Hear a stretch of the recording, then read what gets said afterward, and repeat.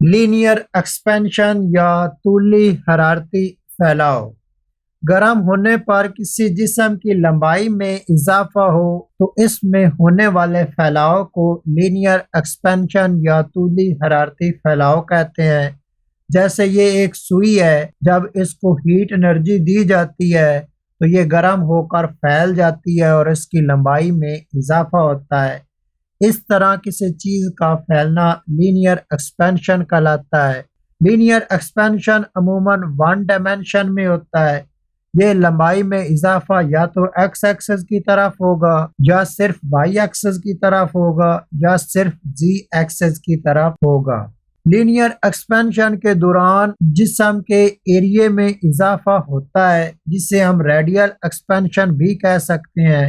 لمبائی کی نسبت یہ ریڈیل ایکسپینشن بہت زیادہ کم ہے تو اسے ہم نیگلیکٹ کر دیتے ہیں۔ جیسے یہ ایک راڈ ہے، اس کی ابھی ابتدائی لمبائی L0 ہے اور اس کا کچھ ٹمپریچر ہے جس کو T0 لکھا گیا ہے۔ اب اس کو ہم کچھ ہیٹ انرجی دیتے ہیں۔ ہیٹ انرجی دینے پر اس میں تھرمل ایکسپینشن ہوگا اور اس کی لمبائی میں اضافہ ہو جاتا ہے۔ تو اب اس کی لمبائی L ہے۔ ہیٹ انرجی ملنے پر اس کا ٹمپریچر بڑھ چکا ہے اور اب اس کا ٹمپریچر T ہے۔ گرم کرنے سے پہلے اس کی لمبائی L0 تھی، گرم کرنے کے بعد اس کی لمبائی L ہے، تو لمبائی میں ہونے والے اس اضافے کو ڈیلٹا L کہیں گے، جو کہ L-L0 کے برابر ہے۔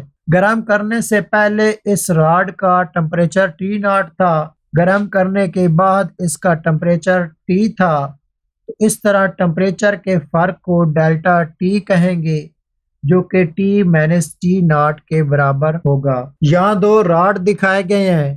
پہلے راڈ کی لمبائی 2 میٹر ہے، دوسرے راڈ کی لمبائی 5 میٹر ہے۔ ان کو گرم کیا جاتا ہے۔ پہلا راڈ 3 میٹر تک پھیلتا ہے جبکہ دوسرا راڈ 9 میٹر تک پھیلتا ہے۔ پہلے راڈ کی لمبائی 2 میٹر تھی جو کہ کم لمبائی تھی، اب اس کی لمبائی 3 میٹر ہے تو اس کی لمبائی میں اضافہ بھی تھوڑا سا ہوا ہے۔ دوسرے راڈ کی لمبائی 5 میٹر تھی جو کہ زیادہ لمبائی تھی، اب اس کی لمبائی 5 میٹر ہے، اس میں اضافہ بھی زیادہ ہوا ہے۔ تو ہم کہہ سکتے ہیں کہ گرم کرنے کے بعد کسی بھی چیز کی لمبائی میں جو تبدیلی آنی ہے اس کا دار و مدار اس کی ابتدائی لمبائی پر ہوتا ہے۔ اگر پہلے ہی اس کی لمبائی کم ہو تو لمبائی میں تبدیلی بھی پھر کم آئے گی۔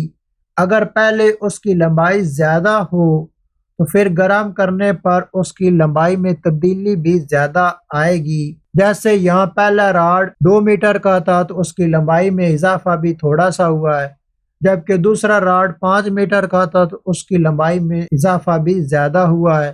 تو اس کو ہم اس طرح بھی لکھ سکتے ہیں کہ ڈیلٹا L ڈائریکٹلی پرپورشنل ہے L0 کے۔ اسی طرح اس راڈ کا پہلے ٹمپریچر 4 کیلون تھا، اس کو گرم کرنے پر اس کا ٹمپریچر 9 کیلون ہو گیا، تو ٹمپریچر میں فرق ڈیلٹا T 5 کیلون تک ہوا ہے، جبکہ دوسرے راڈ پر پہلے ٹمپریچر 4 کیلون تھا، گرم کرنے پر اس کا ٹمپریچر 12 کیلون ہو گیا، تو اس کے ٹمپریچر میں فرق ڈیلٹا T 8 کیلون تک آیا ہے۔ تو ہم کہہ سکتے ہیں کہ لمبائی میں آنے والی تبدیلی کسی بھی چیز کے ٹمپریچر پر اس کا دار و مدار ہے۔ اگر کسی چیز کو زیادہ گرم کیا جائے، مطلب اس کے ٹمپریچر میں زیادہ تبدیلی لائی جائے، تو اس کی لمبائی میں بھی زیادہ تبدیلی آئے گی، لیکن اگر اسے کم گرم کیا جائے، مطلب اس کے ٹمپریچر میں تبدیلی کم لے کر آئیں، تو اس کی لمبائی میں بھی تبدیلی کم آئے گی۔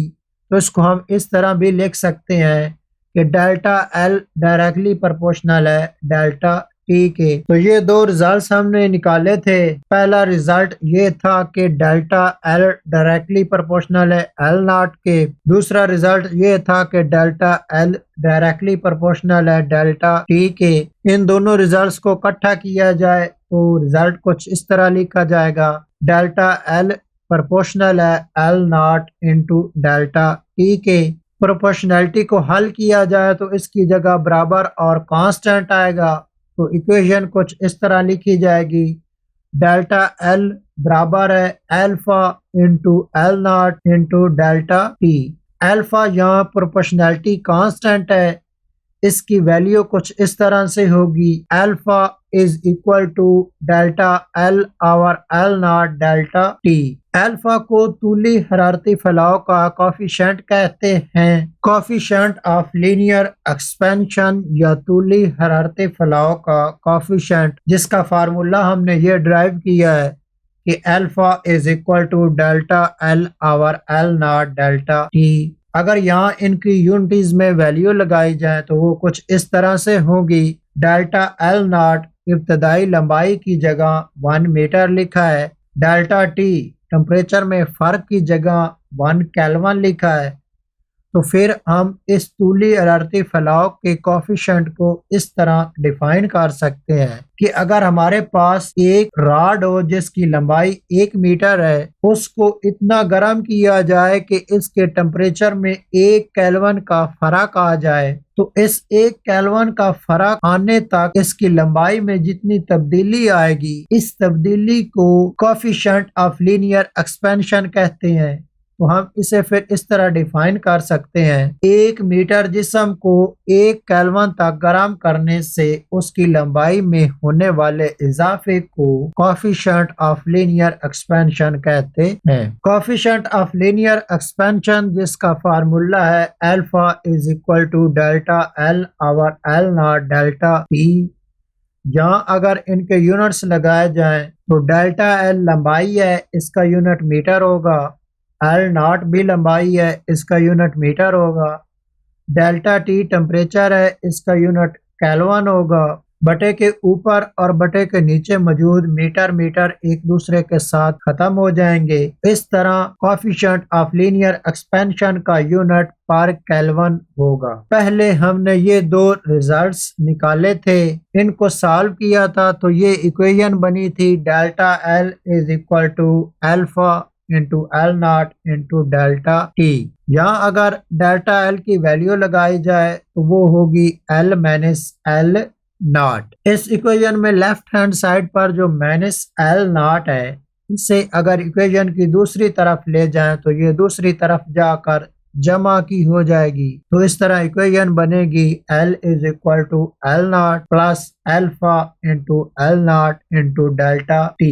اس ایکویشن کی رائٹ ہینڈ سائڈ پر دونوں ٹرم میں ایل ناٹ سیم ہے، اس کو کامن نکال لیتے ہیں۔ کامن نکالنے کے بعد فارمولا کچھ اس طرح سے بنا ہے، L is equal to L not into 1 plus alpha into delta T. یہ گرم کرنے کے بعد جو موجودہ لمبائی ہوتی ہے اس کا فارمولا ہے۔